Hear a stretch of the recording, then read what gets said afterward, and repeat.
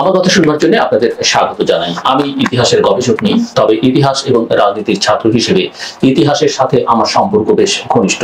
সম্প্রতি মুক্তিযুদ্ধের ইতিহাস নিয়ে যা হচ্ছে তা আমাদের গোটা জাতির জন্য লজ্জাজনক।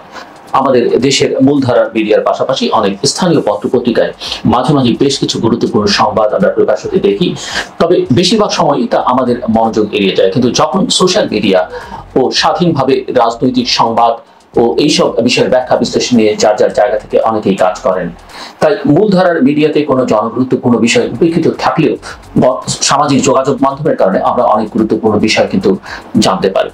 গত ২৬ জুন চট্টগ্রাম প্রতিদিন সহ বেশ কিছু পত্রিকাতে একটি খবর প্রকাশিত হয়। খবরটির শিরোনাম এইরকম: মুক্তিযুদ্ধের গল্প বানিয়ে বই লিখেছেন কমান্ডার কোট আনকোট শিরু বাঙালি, বাস্তবে বিল নেই, বিস্ফোরক অভিযোগ বীর মুক্তিযোদ্ধাদের। বেশ দীর্ঘ একটি সংবাদ প্রকাশিত হয় এই বিষয়ে। পরে সোশ্যাল মিডিয়াতে বিষয়টি নিয়ে ব্যাপক আলোচনা ওঠে, বিশেষ করে যখন মুক্তিযোদ্ধার ছেলে ও নাতি নাতনিদের অন্যায্য কোটা আদালতের রায় আবার ফিরিয়ে আনার ফলে মাঠে ব্যাপক আন্দোলন চলছে। তখন এমন সংবাদ একটু বেশি আলোচনায় আসবে, এটাই স্বাভাবিক। সংবাদের বিস্তারিত তথ্য এখানে আপনাদের সাথে শেয়ার করবার চেষ্টা করব আমি।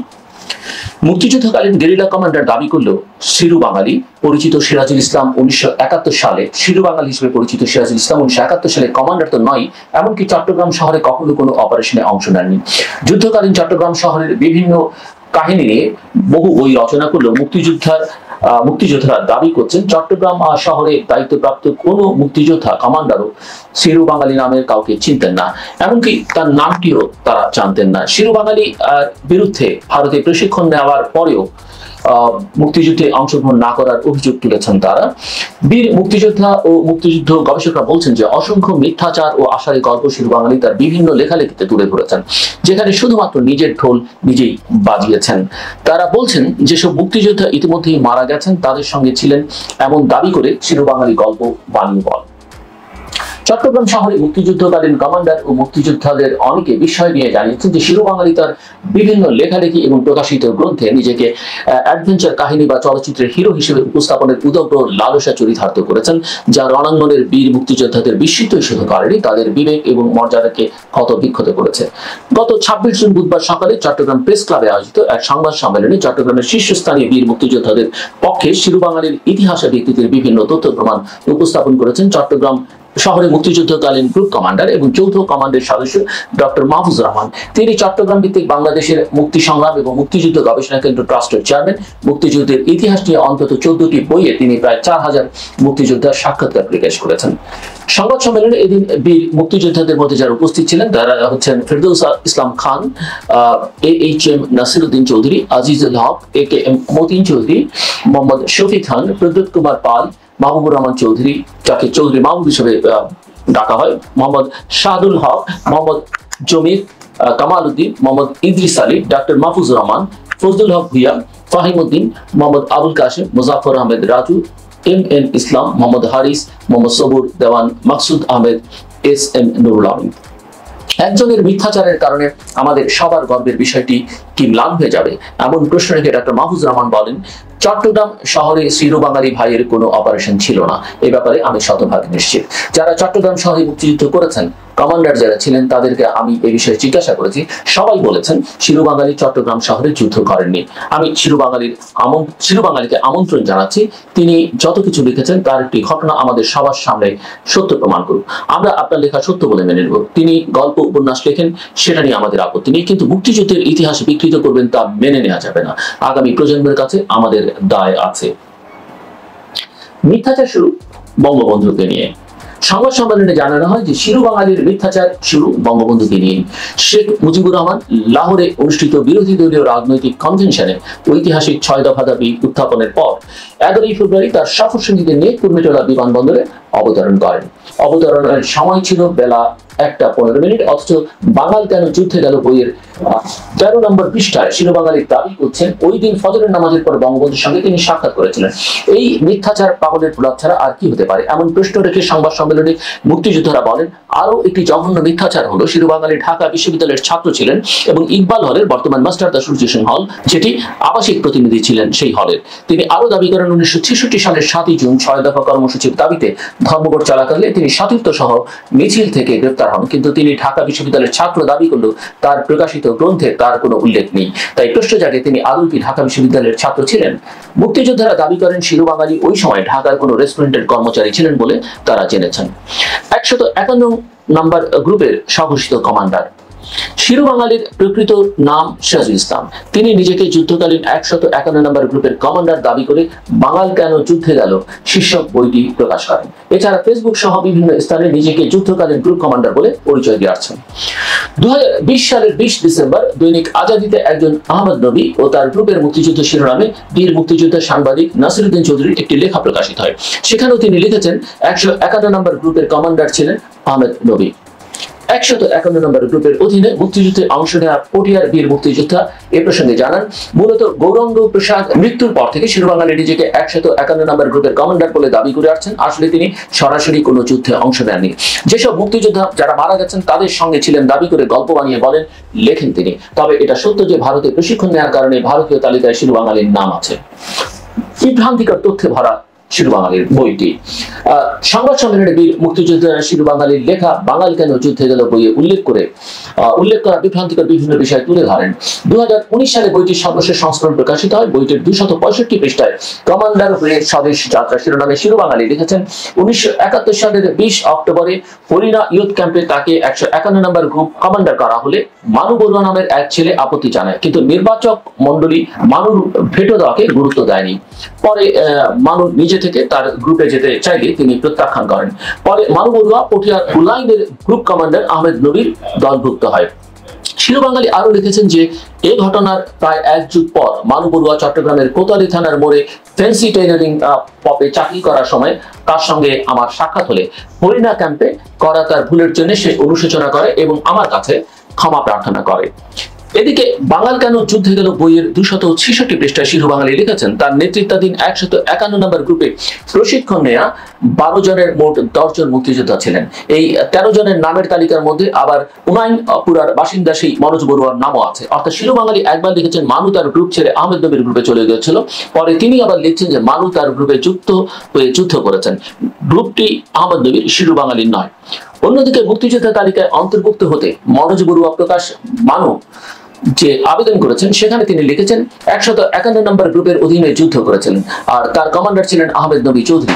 এই আহমেদ নবী ছিলেন গৌরাঙ্গ প্রসাদের অবর্তমানে 151 নম্বর গ্রুপের কমান্ডার। আরো কিছু মিথ্যাচারের তথ্য বেরিয়ে এসেছে, যেমন তিনি 22 মে ক্যাপ্টেন করিমের দলে যোগ দিয়েছিলেন বলে নিজের বইয়ে দাবি করেছেন শিরু বাঙালি। তিনি ফেসবুকে লিখেছেন যে 71-এর 3রা জুন পানওয়ালা পাড়া কবরস্থান থেকে তুলে বস্তায় ভরানো একটি LMG নিয়ে দারোগাঘাটে পাঞ্জাবি সৈন্যের সামনে পড়ে যায়। বাকিটা পুরোই ইতিহাস। এই লেখা দেখে অনেকেই মনে করতে পারেন যে LMG নিয়ে সেদিন পাঞ্জাবি সৈন্যদের খতম করে দিয়েছিলেন হয়তো, কিন্তু তা নয়। বাঙাল কেন যুদ্ধে গেল বইয়ের 192 থেকে 96 পৃষ্ঠায় শিরু বাঙালি লিখেছেন যে রিকশায় করে LMG বহনের সময় দারোগাঘাট রোডের সাহেবপাড়ার গলির মুখে পাকিস্তানের 2 জন পোশাকধারী মিলিশিয়ার সামনে তারা পড়েছিল, কিন্তু মাতাল অবস্থায় থাকায় ওই পাকিস্তানিরা LMG বহনের বিষয়টি খেয়াল করতে পারেননি। পরে যে রিকশা করে LMG বহন করা হয় সেই রিকশাওয়ালা 2.5 টাকার ভাড়া 10 টাকা চাওয়ায় তাকে হত্যার জন্য হাজিপাড়ার জালাল ভাই নামের একজনের হাতে তুলে দেওয়া হয় এবং সেখানে তাকে হত্যা করা হয়। বাঙাল কেন যুদ্ধে গেল বইয়ের 200 পৃষ্ঠায় শিরু বাঙালি লিখেছেন, 8 জুন দুপুর 1টায় চট্টগ্রাম কোর্ট বিল্ডিং এর মালখানার সামনে একটি গ্রেনেড চার্জ করি আমি, কিন্তু দুর্ভাগ্যের বিষয় হচ্ছে সম্ভবত ডেটোনেটরের গোলমালের দরুন ওটি অক্ষত থেকে যায়। পরে অবশ্য ওই দিন সন্ধ্যায় পাকিস্তানি সৈন্যরা ওটাকে ফায়ার করে ফাটায়। 209 পৃষ্ঠায় শিরু বাঙালি লিখেছেন যে ক্যাপ্টেন করিমের নির্দেশে 13 জুন রোববার দুপুর প্রায় 1টার সময় নগরের পাথরঘাটা সেন্ট প্লাসিড স্কুলের কোনায় অবস্থিত অ্যাডভোকেট ফজলুল কবির চৌধুরীর বাসায় একটি গ্রেনেড চার্জ করি। আমার ছুড়ে দেওয়া গ্রেনেডটি অভিষ্ট লক্ষ্যে পৌঁছতে পারেনি। ওই বাড়ির দেয়ালের উপর দিকে জালিদারের বেড়া রয়েছে, সেই বেড়াতে লতাবাহার ফুলের গাছ জড়ানো রয়েছে, যে কারণে গ্রেনেডটি বেড়ার সঙ্গে ধাক্কা খেয়ে লক্ষ্যভ্রষ্ট হয় এবং ফিরে ওই গ্রেনেডটি রাস্তায় এসে বিস্ফোরিত হয়। এতে এক লোক গুরুতর আহত হয়। 218 পৃষ্ঠায় শিরু বাঙালি লিখেছেন, কুমিল্লার 2 জন মুক্তিযোদ্ধাকে পাঞ্জাবিদের হাতে তুলে দিয়ে চট্টগ্রাম নগরের শেরশাহ কলোনিতে আত্মগোপন করে থাকা জামায়াতের এক পান্ডাকে 18 জুন গুলি করে হত্যা করেছেন তিনি, অথচ নিহতের নাম পরিচয় উল্লেখ করেননি শিরু বাঙালি। শিরু বাঙালি সবসময় মুখোমুখি হতে অনাগ্রহ। শিরোবাঙালির দাবি করা চট্টগ্রাম শহরের উপরোক্ত মুক্তিযুদ্ধের ইতিহাস কোন মুক্তিযোদ্ধার কাছ থেকে কখনো শোনেননি এমন কথা জানিয়েছেন 14টি গ্রন্থে 4000 মুক্তিযোদ্ধার সাক্ষাৎকার প্রকাশ করা বাংলাদেশের মুক্তি সংগ্রাম এবং মুক্তিযুদ্ধ গবেষণা কেন্দ্র ট্রাস্টের চেয়ারম্যান ডক্টর মাহফুজ রহমান। তিনি বলেন, যুদ্ধকালীন পরিস্থিতি নিয়ে শিরোবাঙালির সাক্ষাৎকার নেওয়ার চেষ্টা করেছিলাম আমি। তিনি যুদ্ধ চলাকালীন ঘটনার বিষয়ে আমাকে সাক্ষাৎকার দেননি। কারো সাক্ষাৎকার আমি নিলে তিনি যে তথ্যগুলো দিচ্ছেন সেগুলো আমি বিভিন্নভাবে যাচাই বাছাই করি। এ কারণে অনেকেই আমার কাছে মুক্তিযুদ্ধ নিয়ে সাক্ষাৎকার দেন না। ডক্টর মাহফুজ রহমান বলেন যে 1 মে ও 3 মে তিনটি জায়গায় গ্রেনেড বিস্ফোরণের যে ঘটনা শিরোবাঙালি বলেছেন তা আমি কোনো মুক্তিযোদ্ধার কাছ থেকে শুনিনি। এই গ্রেনেডগুলো তিনি পেলেন কিভাবে সেটা তো একটা বড় প্রশ্ন। এছাড়া গ্রেনেড বিস্ফোরণ ঘটনার জন্য প্রশিক্ষণের দরকার হয়, যার তার হাতে গ্রেনেড যাওয়া তখনকার প্রেক্ষাপটে একেবারেই সম্ভব নয়। চট্টগ্রাম দক্ষিণ জেলা মুক্তিযোদ্ধা সংসদের সাবেক কমান্ডার চৌধুরী মাহবুবুর রহমান এই প্রসঙ্গে বলেন যে শিরোবাঙালি চট্টগ্রামে কোনো আলোচিত ব্যক্তি ছিল না। আমরা পটিয়ায় তার কোনোদিন নামও শুনিনি। বইটা লিখেছে যে সে থাকায় চট্টগ্রাম শহরে তাকে কেউ চেনে না। এখন সবাই তার বন্ধু। সাবেরও তার বন্ধু, রাজ্জাক মাহফুজও তার বন্ধু। কালুরঘাট যুদ্ধে সে 4টি গ্রেনেড পেল কোথায়? তাকে এই গ্রেনেডগুলো বিস্ফোরণ ঘটানো কে শিখিয়েছিল? সেই গ্রেনেডগুলো বিচারপতির ওখানে মারলো, এখানে মারলো বলে দাঁড়াচ্ছে সবই মিথ্যে কথা। বীর মুক্তিযোদ্ধা চৌধুরী মাহবুবুর রহমানের তথ্য অনুযায়ী 71-এর 3 জুন রাতে পানওয়ালা পাড়া কবরস্থান থেকে বস্তায় মোড়ানো একটা এলএনজি তুলে নিয়ে দাঙ্গাঘাটে পাঞ্জাবি সৈন্যের সামনে পড়ে যায় বলছে শিরোবাঙালি। এলএনজি মানে এটা তো পিস্তল না, এটা যুদ্ধের সময় বিশাল একটা কিছু। বিপক্ষ আসছে, ওদেরকে ঘায়েল করার অস্ত্র হলো এলএনজি। সে সময় মুক্তিযোদ্ধারা সাধারণত 303 রাইফেল ব্যবহার করতো, আর ত্রাস সৃষ্টি করবার জন্য ব্যবহার করতো তারা এলএনজি। সে সময় একেবারে কবরস্থান থেকে তুলে বস্তায় মোড়ানো একটা এলএনজি নিয়ে দারোগাঘাটে পাঞ্জাবি সৈন্যের সামনে যাওয়া একেবারেই একটা অবিশ্বাস্য কথা। বীর মুক্তিযোদ্ধা প্রদ্যুৎ পাল এবং এমএন ইসলাম বলছেন যে যুদ্ধের সময় আমাদের ও ক্যাপ্টেন করিমের সাথে শিরোবাঙালির দেখা হয়নি। বীর মুক্তিযোদ্ধা হারিস বলছেন শিরোবাঙালি মোটেই যুদ্ধ করেননি, তিনি ট্রেনিং নিয়েছেন, তিনি শহরে অপারেশন করেছেন বলে প্রমাণ নেই।